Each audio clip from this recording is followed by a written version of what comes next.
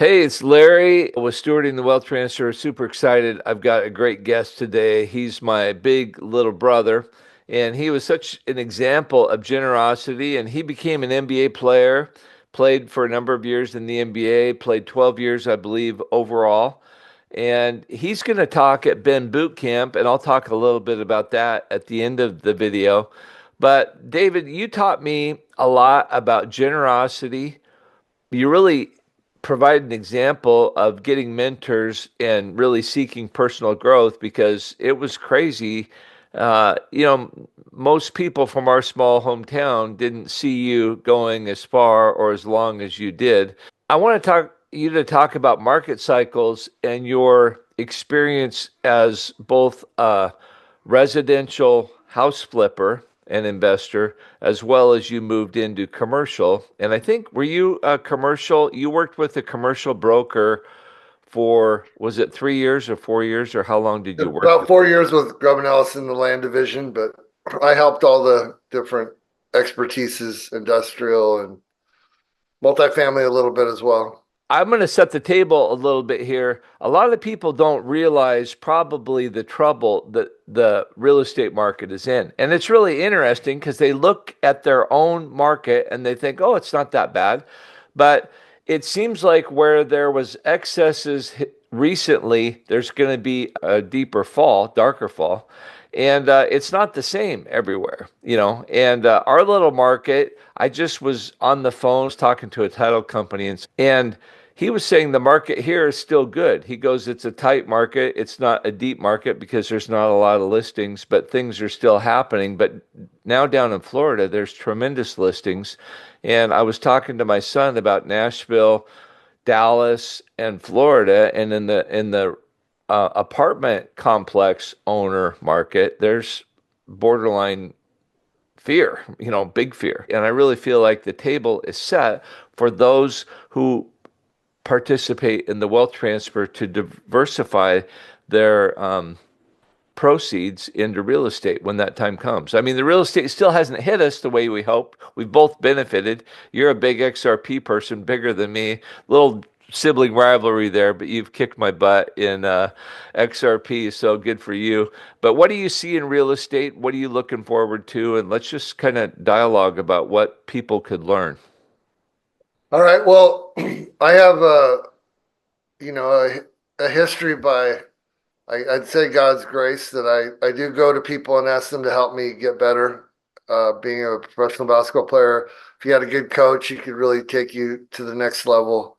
If you had a great teammate who was older and more experienced, and you said, "Hey, could you help me? Show me how you do that?" And you ask qualified professionals questions, they can save you a lot of heartache. And so I've sought other mentors. Actually, Larry, you're the one that you have a great analytical mind, and you told me, "Hey, David, one reason you've been great is because you got a mentor in fourth grade, which nobody does. And you went to a guy and said, 'Hey, can you teach me to play basketball? I'll sweep the floors.'" And he kind of put me through a little. He sweated me out, my coach, and wanted to see if I was real and really wanted to put in the work. But I showed up every day. So I still do that. So I have a mentor named Oliver Sanders, and he told me about market cycles.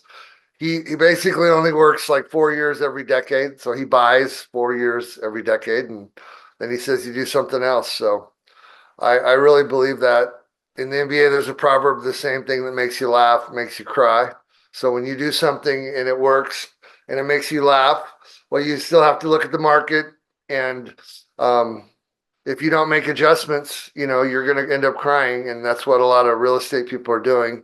It's funny. I've got deep scars, uh, uh, really deep scars from not knowing about market cycles. So I'm a little gun shy, but and you've got some too, Larry. But Oh, yeah. but we've both seen the grace of God in this country where you can mess up, and most multimillionaires have messed up more than once. But the Well, thing and is, keep what's been going. what's been interesting about us is you were first in, And then you had to make the transition from being a professional basketball player to a real estate investor. And you actually exceeded your MBA. You grew your proceeds from the MBA when you were investing in real estate. I just want people to realize the level of success you had, but you had also perfectly timed the market cycle. Either one of us realized where we were in the market cycle. But tell us a little bit about, I'm going to brag on you. What was the most number of houses you ever bought in a year when you were flipping? Um, I bought about 500 houses between 2004 and 2020. So I was buying 45 to 50 a year for like 8 years straight. What, and you just crushed it. I mean, I would go down there and I was just shocked because your market was um, way more aggressive. And so the higher it went, the harder it fell. And so we didn't, and where I live at that point, experience the highs. And so we didn't have the lows. But I was watching you buy really solid houses for in the 40s. I mean, I Yeah, remember the cat house had cat pee smell as bad as I've ever seen. I was it a brick house? I mean, I don't know if you remember that one, but it was a wooden floored house, and it yeah, they had the little children bathtubs that are not bathtubs, but swimming pools that are about as big as a big round table, and that's what they used for cat litter boxes. And I must have had 20 cats in there. And my wife said, "There's no way you're going to be able to buy that house, and you can't do it." well, Um, she knew you could buy it because nobody else wanted to buy it, but she didn't think you'd make money at it, right? because I could, yeah, because I can get the smell out. And but I said I'd upgrade her car, and so she said, "Okay." But you did um, great. Did you? I yeah, think you paid 45 for that one. I was there. I mean, I probably saw four houses before you bought it. You took me and showed me a number of them. But do you remember how much you made on that one? I think I paid, I think 52 and I made 57,000 profit on that one. Which paid for a new Mercedes at the time. So And yeah, you were an expert at, and you bought houses. Now, what percentage of those 500 homes, you became a realtor so you could buy them through the MLS, but what percentage did you buy in the courthouse steps? And and when do you I see would that happening? Go ahead. Sorry. I bought over, in the beginning it was 85% of the houses I bought were at the courthouse. And then the competition there was pretty high. And then basically kind of ignorant banks would pick realtors that were pursuing them, um, and didn't really pick the best realtors. So um, banks, you want to buy from motivated sellers. If you, all the books basically say, if you want to get a good deal in real estate, buy from a motivated seller. That can be, number one, a bank. They don't want to own real estate. They want to collect interest. Someone who's gone through a financial hardship, uh, divorce, somebody inherited something, unmotivated, motivate people who don't have a heartfelt love for the house or property.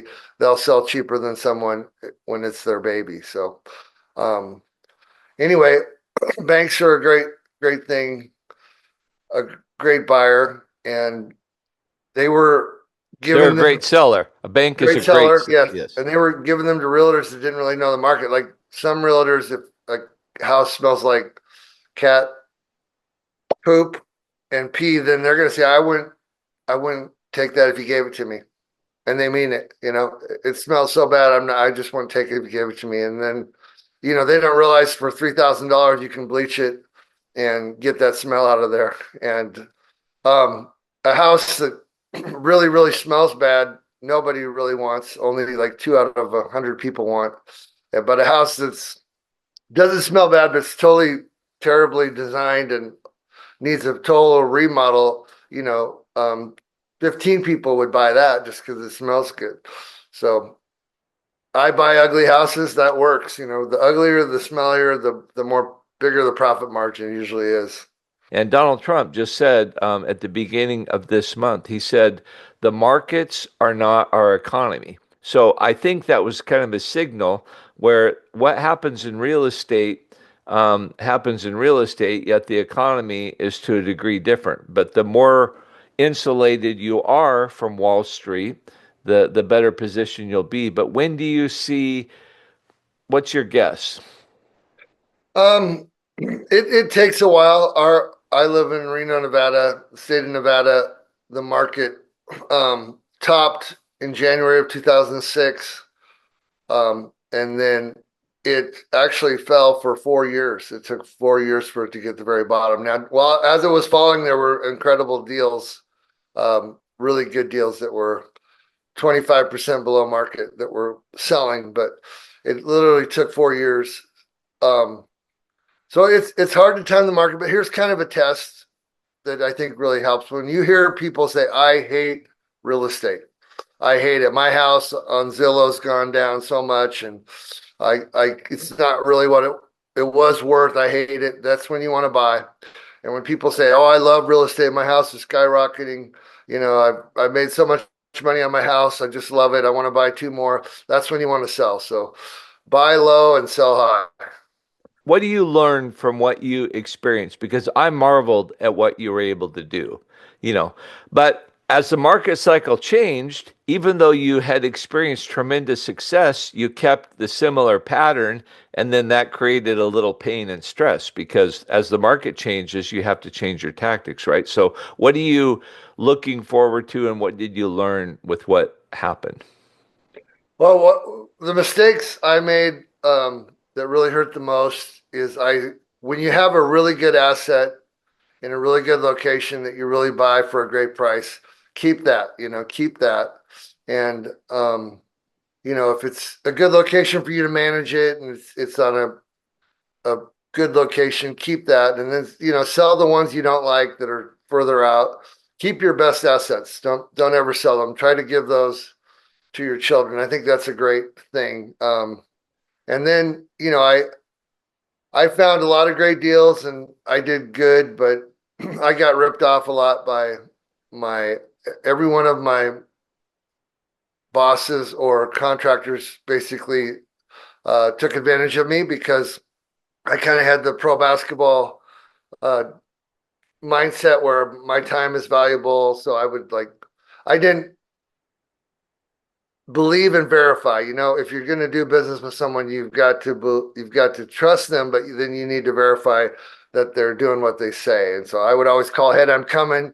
So everyone was ready for me. And I know you do a good job of watching your contractors, but if you're not diligent, people will take advantage of you. And so the Bible says the diligent will rule. So when you do go into real estate and you have people that work for you, you have to verify that they're doing what they're saying. You did super well. You've had so much success, but you still learn things. And because so I have huge regard for what you did, but you just did it different than what I did. Um, I I don't know any other insights or advice to people. That's great advice. Well, I like, what Larry did, everybody, is he bought storage units and he researched that they have like the lowest labor for any real estate investment. I think, you got to think about the whole picture. And I had all these houses spread out, lots of expenses to manage and repair. And I think if you can have some success, you kind of got to in real estate, you got to probe what this market cycle is going to be the best deals. So like when I last time, the best deals were single family homes and commercial properties weren't cheap. Um, but like in professional basketball, you have to have an open mind. You have to see the court. You probe in, you attack, but you have openings. If you make up your mind, say, I'm going to go in and I'm going to do this, it doesn't work well. You have to, ask God for wisdom and have an open mind and then just look and see and try to really just open your mind to what are the opportunities here. And there'll be opportunities in every market cycle and you just got to figure them out. That's a great point. We're going to switch to commercial in a second, but like here's my thoughts. If there's fantastic opportunities outside of my area, and we both had a cousin who said, don't buy real estate more than an hour away from your house. And that's generally a good rule to follow. But if you do, make it more significant. And if it's extremely significant, um, and in the parable of the dinar, I wrote about the idea of spinning plates. And so you don't want to have too many plates that you spin. But if I was to buy single family homes out of state, I would totally do it, but I would buy at least 8 or 10. I wouldn't buy one. I think it would be really crazy to have one. But if you've got one property manager that could manage 8 or 10, and you realize, man, these guys just got hammered. The builder they crashed. I got to buy these less than 50% of cost. I'm going to hold them for a few years and, move those proceeds into other things. I think that would be a really good way to go. I don't know. Let's talk about bigger things. But if you bought out of your market, would you even consider out of Nevada, or under what circumstances would you consider it? I would. Larry is a great big brother. I used to be the rich one. Now he's the wealthy one. But he just takes me to things sometimes now. I used to take him all over. He's definitely a great big brother. He's taken me to the multifamily national convention, and there they talked about if you have a 200 or more unit apartment complex, you can afford a full-time, manager, and you can afford full-time maintenance person, and your cost of management and upkeep it really goes down. Um, and I think that's a pretty good model. Try to get low labor to manage your real estate. So my goal is to buy a 200 unit apartment complex, and I'll need um, God's help, the dinar to go up, silver to go up, and XRP to go up. But that's my goal. I've had it for 30 years and haven't been able to do it yet, but I'm still believing for it. I think that's great. Dave, you've impacted me in so many ways. One of the things is you started a nonprofit a long time ago and you called it Goals and Dreams.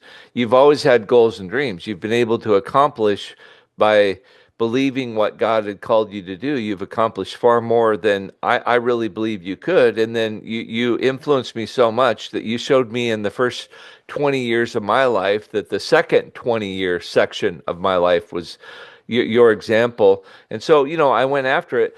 But, when I totally got crushed in '08, I sat in the office. You were severely impacted, but you had a great recovery, and you became rich the first time. Then you had pain, and then you jumped up really hard. I had a very slow recovery, and I sat there for 6 years, basically living off minimum wage after being quite successful. And I thought, what did I do wrong? What am I going to do different? And I thought, I'm going to stop working for other people. I've sold millions and millions of dollars worth of things, and yet I sell them to people, and then they're making more money when they sell it 2 years after I sold it. I might have made 50,000 profit on a new house, or 30,000 profit on a new house I sold, and then they sell it 2 years later and make 70,000. And they didn't do anything other than just buy it. And I thought, I want to own property. I don't want to risk my family's future. And that's how come we went broke, is we borrowed millions when that was really a lot. And so inflation makes it seem like it wasn't so much, but at the time it was an unfathomable amount of money. A couple $1 million was really big. You experienced the commercial market from the inside, and I learned a ton from you in that. You were working with a really big guy, regional player, Grubb& Ellis. So, what did you see? And let's just assume that these similar patterns happen again. What are you expecting to see? Well, I love your books, Larry. If people haven't read them, they should. I've read both of your books, and I really learned from them. And you know, I believe in the eight wells of Kim Clement, and you're the greatest teacher on it that I know. And so the dinar, and silver and XRP are the three that are the clearest to me Right. in my head. So I'm going to go into those three pretty hard, and I'm praying. I saw a vision of a gold tablet with 12 lines on it with hundredfold returns.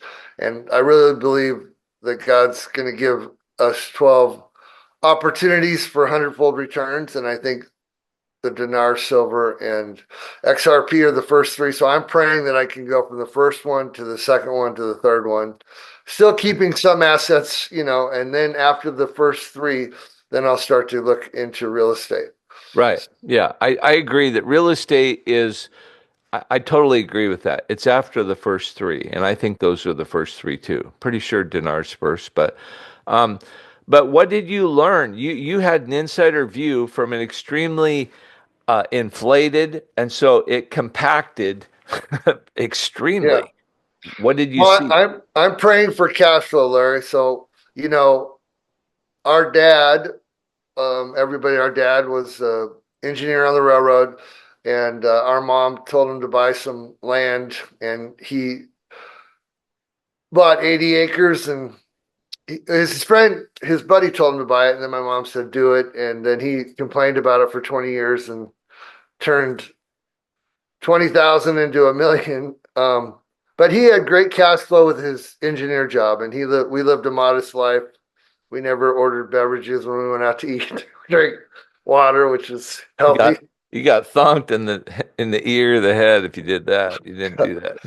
But cash flow is huge. So people say location, location, location. That's super important, but cash flow. So I'm praying for cash flow, and I'm going to be looking for real estate that produces cash flow. Raw land. Our dad made $1 million on raw land, but it's only good when you hit the market cycle right. So if you can own it free and clear, or you have other great income from something else, then you can buy raw land. If you don't have other income, like if you're a house flipper, I was totally dependent on flipping houses. The market dried up, and then I didn't have any cash flow, and so then I couldn't hold my raw land. If I was an engineer or a doctor or something, I could buy raw land. I'd be more diversified. But look for cash flow, my people. Look for cash Well, flow. so I'm gonna push on that a little bit. You could have held your raw land if you didn't have debt on it. Exactly. Yes.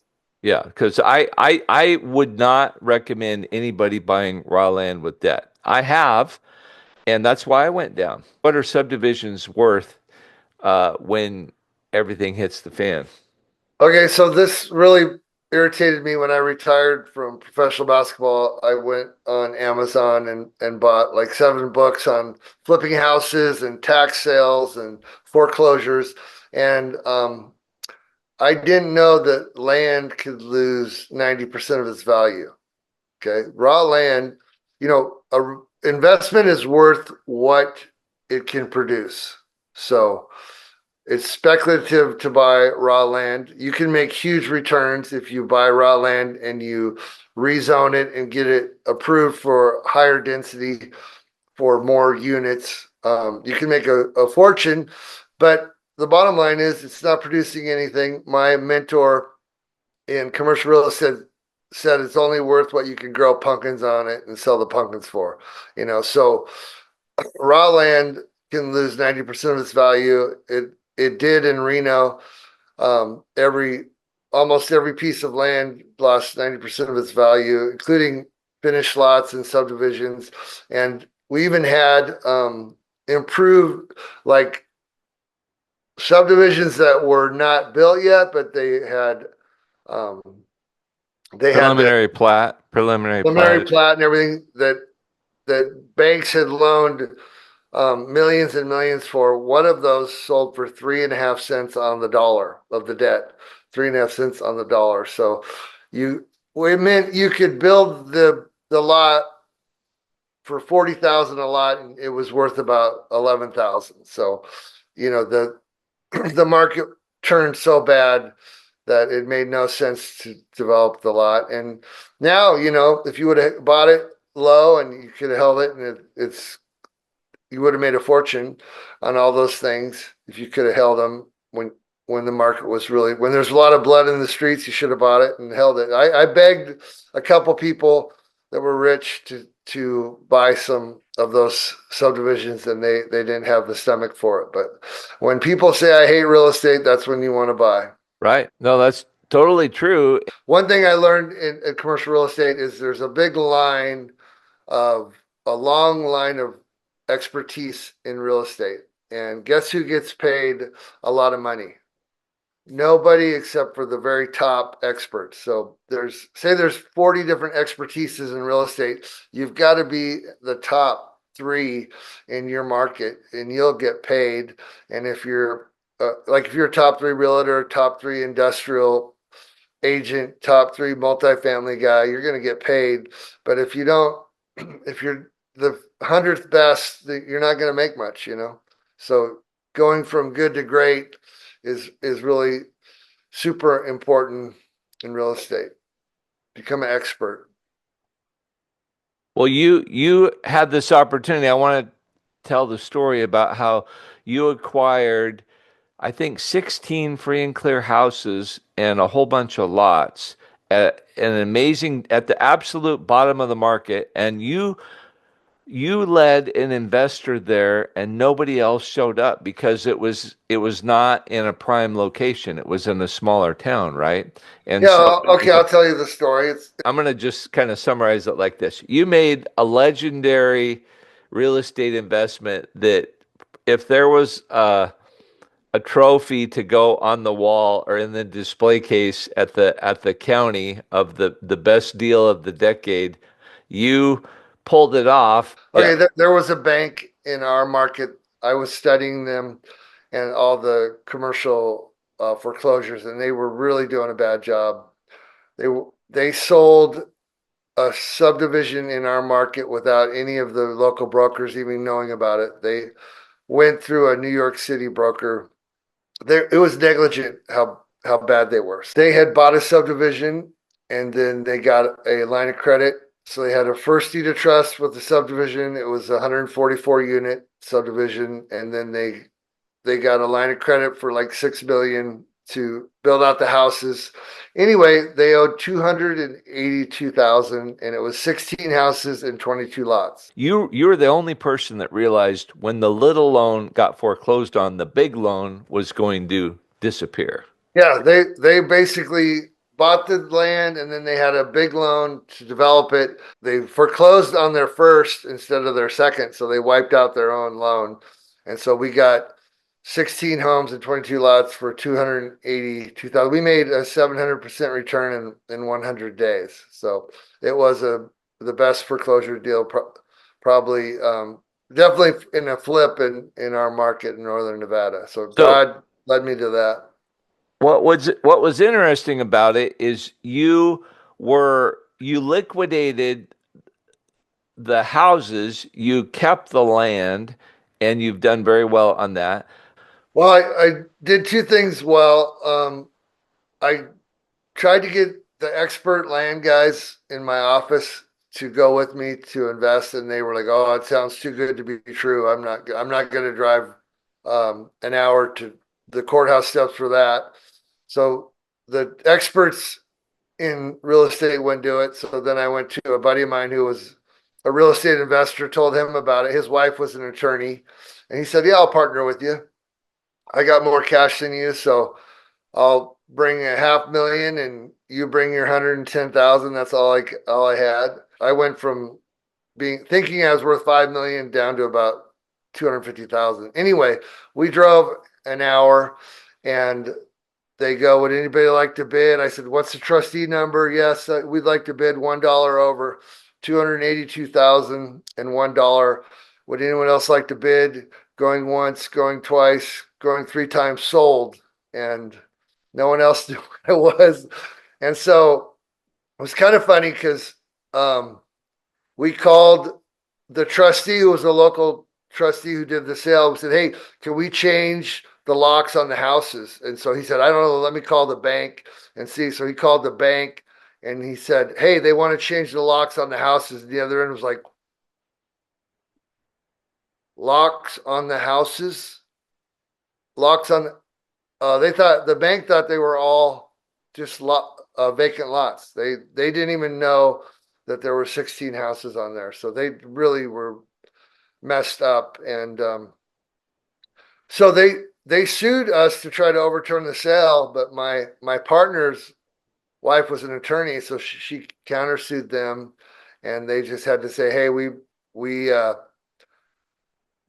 should have known what we had and we didn't, so we're just going to withdraw our lawsuit. And so we were able to buy it.